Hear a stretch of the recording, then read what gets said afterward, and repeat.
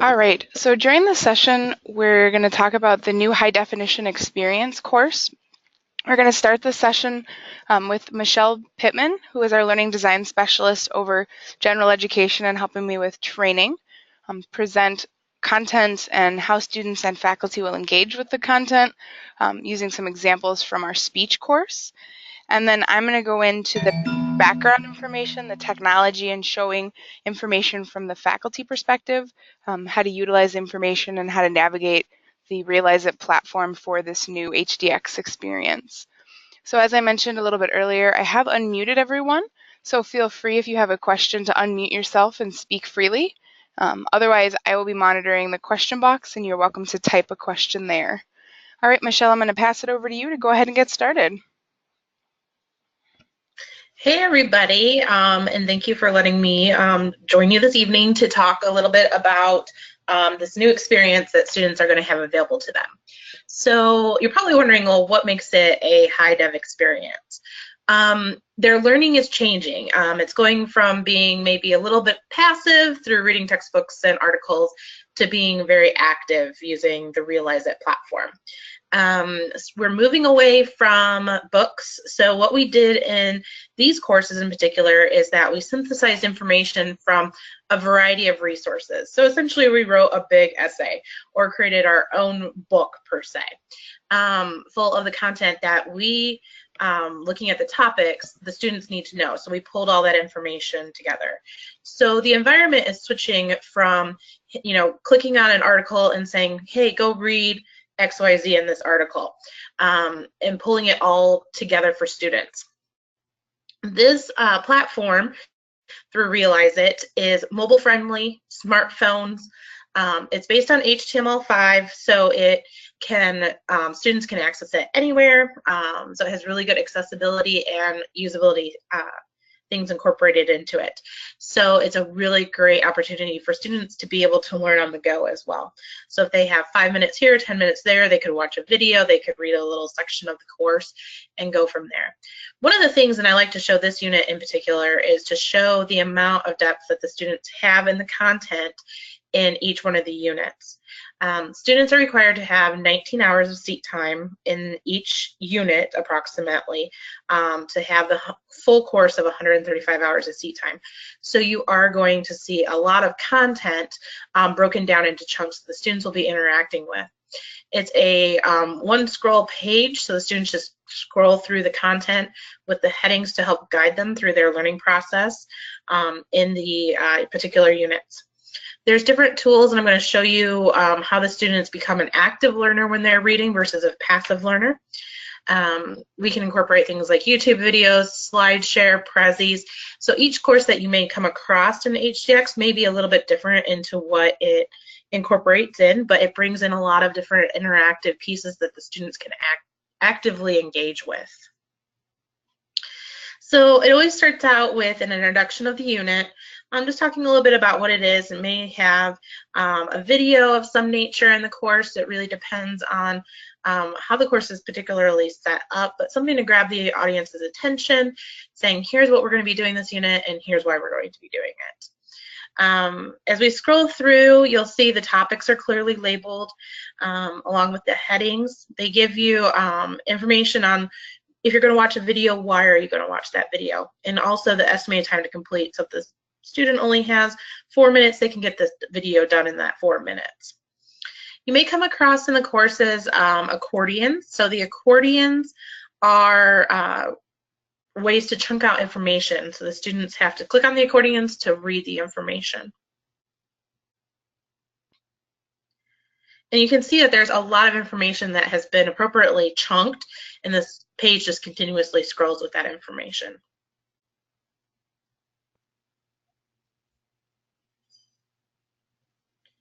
And accordions may be found throughout the entire page, just a different way of chunking the information.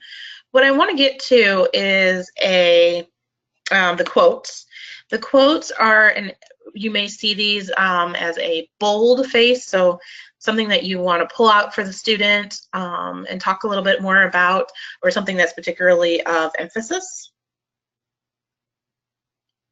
In this particular course, you'll see a lot of the buttons.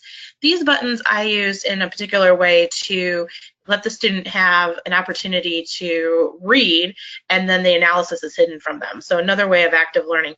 Another way that you could see the buttons used in the course is if you have like a glossary of terms, or if a student needs to have a little bit more information, they could click on the button and learn a little bit more about it.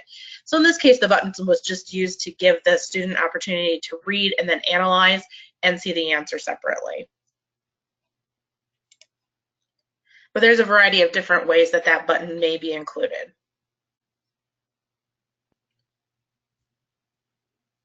So here's another one that was just like a list of words that they could use. So that's a different way that the button could be incorporated into the classroom. And you'll see that the videos are all incorporated as well, so they're just not clicking and then being sent to YouTube. It's also embedded directly into the page. So this should also alleviate any broken links and things like that. But if you do see those in your course, feel free to report them, and then we can take a look at them and get them fixed.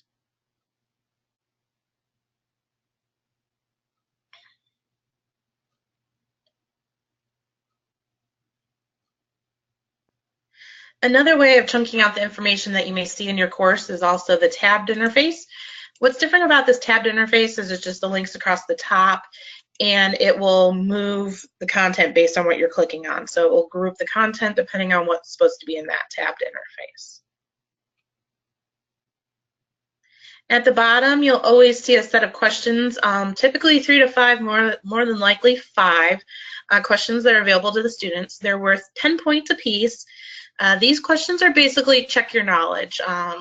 Check what you have learned over the unit, or what you should have learned over the unit. The ultimate goal is for students to have 75% on this. However, obviously scoring up to 100% would be the most ideal. They can take it as many times as they want, but the ultimate goal is to have at least 75% mastery knowledge on these questions. The question grades will be pulled into your Blackboard Grade Center through Realize It. So it's really seamless when you're interacting with Realize It. Those grades that the students just took on this quiz will be transferred back. But it's not really supposed to be a make it break it. It is worth 70 points in the class roughly. So the students have an opportunity to check their knowledge, know where they're coming from. And Annie will show you in her portion of the training how that actually can help you figure out what the students need assistance with, or any questions that they may have. And it can also help you guide the student to the areas that they need to have more personalized attention with through the outcomes on the back end of Realize It. Depending on the course, it could be pulled from a pool of questions, so they may not always see the same sets of questions, and that's really dependent on the course.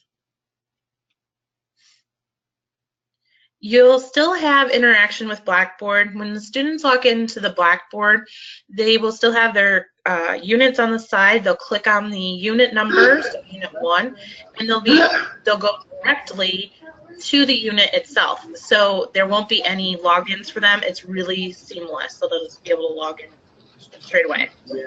So another thing is that grading will still be the same way. So students will still submit assignments through Blackboard.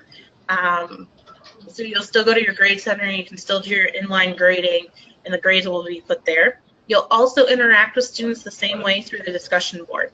So they will see the discussion questions at the end of the course, whether they're face-to-face or online. And they'll have all the assignment directions and all of the discussion board questions available at the end of the unit as well. The one thing I want to add there, Michelle, is for the discussion board points, if you are teaching in a face-to-face classroom, you do not need to utilize the online discussion boards. You should be engaging with the students and having them engage with the class. So those would be earned by coming to class and engaging with the peers in class. So the recommendation that we do have, and a suggestion is, and students will see these, is to read the discussion board prompts that are posted and use those to create or engage with your students in those interactive classroom activities. The online discussion board should not be used for the face-to-face classes unless it is used as preparation. So if you'd like your students to read it, think about it, and then come to class and continue the engaging piece, that's okay. But the key is discussion board points need to be earned by students coming into class and engaging in classroom discussions for those face-to-face faculty.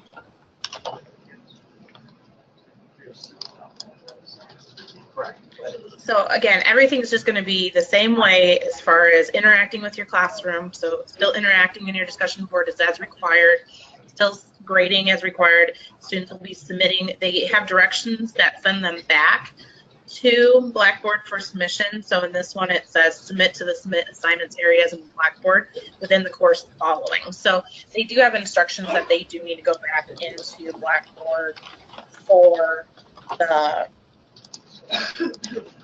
assignment. So that's something to be aware of. At the bottom of every page, there's a references section. So if you're teaching a face-to-face course, all of the YouTube videos or any resources are available at the bottom, so that you can build lesson plans or share within your course as well. So any images and books and videos are all found in the references tabs at the bottom.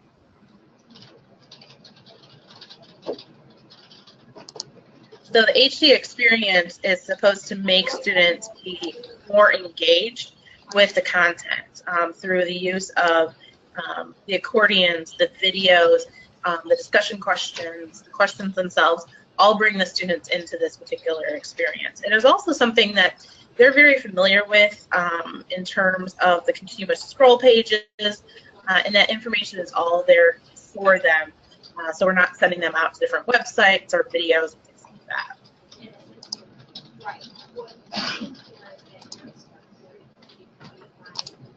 So Annie, are you ready to show them the back end?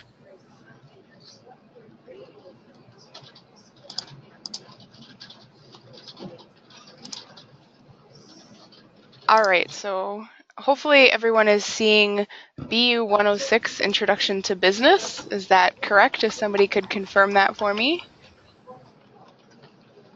That is correct. Thank you. All right, so what you see here is a course from the instructor side, and we're looking at the BU 106 course. As Michelle showed earlier, we were actually looking at the speech course. But what I want to do here is I want to walk you through accessing the materials through Blackboard and then accessing the information regarding engagement questions and the instructor interface through Realize It. So the first thing I want to mention is if I were logged in as a student, and the way to do that as faculty in this page is you can actually change yourself into a student by entering the preview mode. Okay? And once you do that, and or if you were a student in the class, when you clicked on Unit 1 here, what would happen is the content for this course would pop up into a screen just as Michelle had showed earlier. Okay? So the student experience is going to be a little bit different than the instructor, but I did want to make that clear that the students click here, they'll get their Unit 1 content, they click Unit 2, and they'll see their Unit 2 content, and so forth and so on. Now for instructors, what is going to happen, to get to the content, you're going to click Unit 1, just as the students would, but instead of having the content open up directly, you're going to land in the Realize It instructor interface landing page, which is where our information is housed.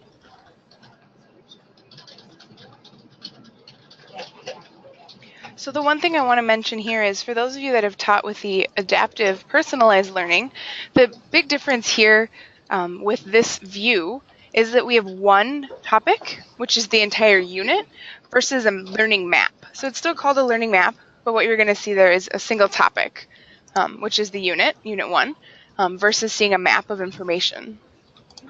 So what I want to talk about here is the information that you're going to see within Unit 1. Right?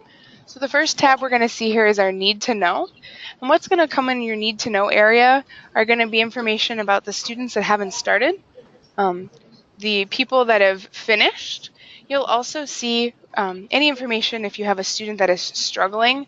That data will pop up here. So this Need to Know area is the first place you're going to want to look within a topic. It's just going to give you kind of a high-level overview of what's happening with the data. The Learning Map tab is where the content is housed for faculty and for the information on that. So what you want to do with the Learning Map is we're going to double click on this Unit 1 topic. And what you see here is you see what the overall mastery level of the students is. You see how many students have completed the topic. So there are 1 out of 4 that have completed it. You see who has completed it and who has not. Okay. So the one thing I want to mention here is the way that the grading is going to work for the HDX courses. As Michelle mentioned, it's worth 70 points. It's 10 points a unit, but it's a pass-fail setup. So if a student gets to 65% mastery or higher, they're going to get their 10 points. If they get 65%, or if they're below 65%, they'll have 0 points. But what they need to do is to go back into the learning map and the content and work through the knowledge check again. So they would need to read through the content again, review the questions, and answer those questions again. And once they're able to bring their mastery up to 65%, they will get full credit. Okay? Students aren't going to see this mastery and realize it. They don't access this. But what they will see is the gradebook and Blackboard will either show 0 or 10. But for you as a faculty member, it's important to know that we're looking at 65% as our threshold. And you'll see the colorations here. So a completed student means that they've received the 65%.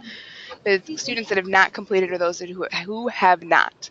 So the students that we see listed here actually haven't started. So when you're in the instructor interface, the way to access the content is going to be within the topic. So I double clicked on it and I'm going to click view. And this is going to launch the content. So this is exactly the content that the students see.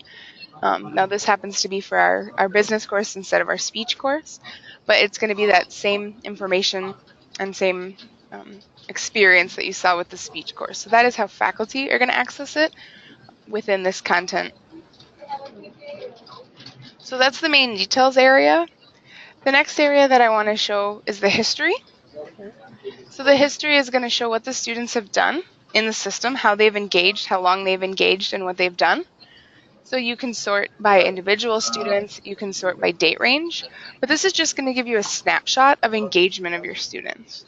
So a key place here to think about is, as Michelle mentioned, 19 hours a week is the expectation of engagement in a course for a 3-credit course offered over 7.5 weeks. So that includes classroom time, discussion time, assignments, assessments. But when students are engaging with the content, if we see that students are struggling, oftentimes the culprit is that they're not really spending the necessary time needed to engage with the content and really understand the learning. And so this is just a nice tool for us as faculty to actually see how the students are engaging, how much time they're spending, and use that as one tool as we're reaching out to personalize this experience for our students. Keeping in mind that there is, this could vary. There are some reasons why this might not be what you would expect. But again, one data set here is the time spent engaging within this specific unit. Okay. The other thing that you will see is the effect that it took on their mastery when they answered questions. Okay. The next area that you're going to see here is the questions. And what this is going to offer you is the individual questions that were offered to the student. So in the last week, Blackboard Annie here was offered 5 questions, and apparently she's a terrible guesser. She got all of them wrong. But what you can see are the actual questions that were asked to me, and you can use this to support students. So if you saw that a student had missed all of the questions, the first flag is the time here. I spent 8 seconds, 3 seconds, 1 second, so I'm probably not reading the questions. That might be something to talk to a student about if you saw that. But this is, again, a deeper dive on the individual student. You can sort by student, you can sort by the date ranges, and you can look at whether the question has an issue or not. Now, when you're thinking about your class holistically or looking at questions to discuss in the classroom and or through announcements or offering support, the other feature that we have here is the question type. So when you click the question type, what that's going to do is take all of the questions that were asked and sort it by correct, incorrect, and the time that was spent. So I'm looking at this, and again, this is a small subset, but in your course, if you were to see that nobody answered this question correctly and 2 answered it incorrectly, you might want to take a look at the question and see what the answers were. In this case, there was none, but that could drive conversation. So there's clearly confusion about this topic, so that could be something you're doing in class. That could be a conversation you are connecting to in the discussions. You might post an announcement with some extra support, but you can utilize how they're answering the questions to, again, offer holistic support to the class, as well as individual support depending on where you see the need is. All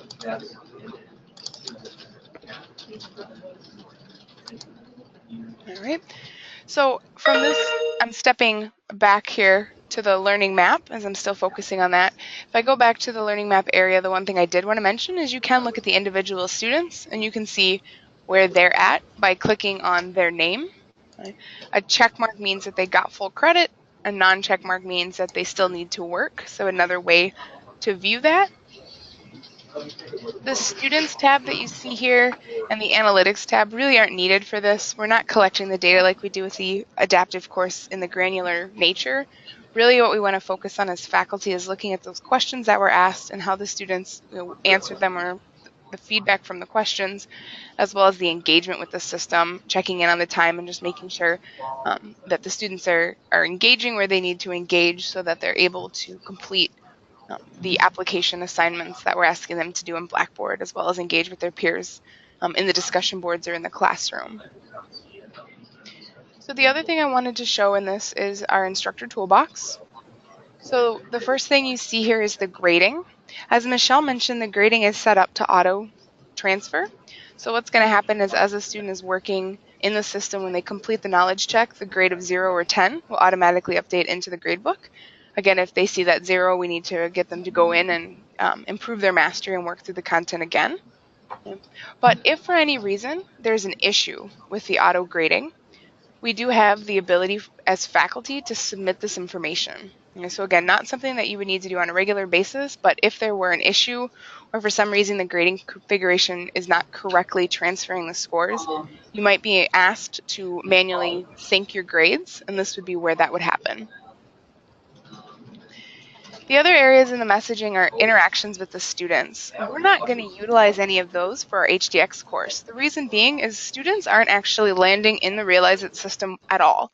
For their experience, it's going to be Blackboard and then a pop-up to the content. So if you were to send the student a message here, they would never see it. So if you're seeing concerns or you have feedback for students, please make sure that you're sending messages through Blackboard and or through email so that the students are actually receiving that information. And again, unlike the adaptive, they're not landing on this page, so they would not see those messages or have access to it. The last thing that I did want to show is for a student, they need to go unit by unit. So if they want to click in Unit 1, they would click on Unit 1 in Blackboard and that content pops up. They go back to Blackboard and then they would click on Unit 2. For you as faculty, you can navigate through the units by clicking on the back button. So I'm in Unit 1, and if I click the back button here next to it, that's going to take me to the page where I can actually navigate to any of the other units without having to go back to Blackboard. So you do have the opportunity to navigate the different units. And the last thing I wanted to show is that to get back to Blackboard when you're in this, you can see that there are breadcrumbs across the top. If you click here on the title of your course, it is going to take you back into the Blackboard page, and you'd be able again to access the content and or do the other things that you would do within Blackboard as you've done in the past. All right, well, that is everything I have for the technology piece. Are there any other questions? Can you show the manual grade transfer one more time? Sure, I would be happy to. So if you wanted to manually transfer the grades for Unit 1, we're going to click into Unit 1. Keeping in mind, if you were going to do it for Unit 3, you would need to make sure you were in Unit 3 because they're unique to the unit. But when I'm in Unit 1, I'm going to go to the Instructor Toolbox, and I'm going to see the grading. I would click on Grading, and I would click Submit Grading Information. Now keep in mind that I am recording this session, so you will have access to this as well as a user manual, which will have screenshots and descriptions of the different activities and engaging pieces that we talked about on the back end today. So that will be coming your way this week as well. But great question. Any other questions? Can you hear me? I can. I got called into work, so I'm actually in my car, and I didn't get to see any of what you were doing, although it sounded awesome. Is there any way that I'd be able to view this later? Correct. So this session was recorded, and I'll be sending out the recording with a user manual by the end of the week. So absolutely. Okay, and also, what all, as far as media, is going to be in the Realize It, and how soon? So for what area are you in? We'll go with that. I'm in psychology. So class starts on the 9th of September, so when could I count on Realize It having all of this content as you've shown today. So the course copy for psychology has already happened, so you would have access already if you're teaching psychology for September. Okay, so all of these things are in Realize It now. They're correct. They're in Blackboard, and they're in Realize It. So if you have Okay. your Blackboard section, you have access to all of this today. But Okay, and then one more question. Will I be able to view the videos and things that the student is seeing you can. Yep. so that I will know what the... Okay, that was it. Thank you so much. Yep. So all of that's already populated in your class for psychology. Now keep in mind that the psychology course is using the adaptive learning, so the personalized learning experience. This is the high definition experience, so they're not the same. So this is the training for the high definition experience. So the Psychology 101 course is utilizing adaptive technology today and not the high definition experience technology. Okay, and you're describing the high def. Correct. Okay, so until the high def gets into the psychology, I should probably go ahead and offer them videos within Blackboard. Sure. Yep. So the psychology course Okay. will remain as it was. It is today. So the term that just ran, it would be exactly the same, or in the past. So psychology was Do you know revised. when that... Go ahead. Do you know how long it'll be? Will the psychology ever go to high def? It will not. Nope. Psychology is going to stay in the adaptive personalized learning. Wow. This is so awesome. This is what I needed to know. Thank you so much. No problem.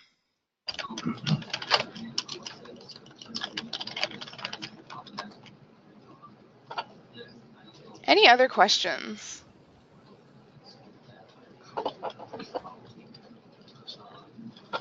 All right, well, thank you all for joining us this afternoon.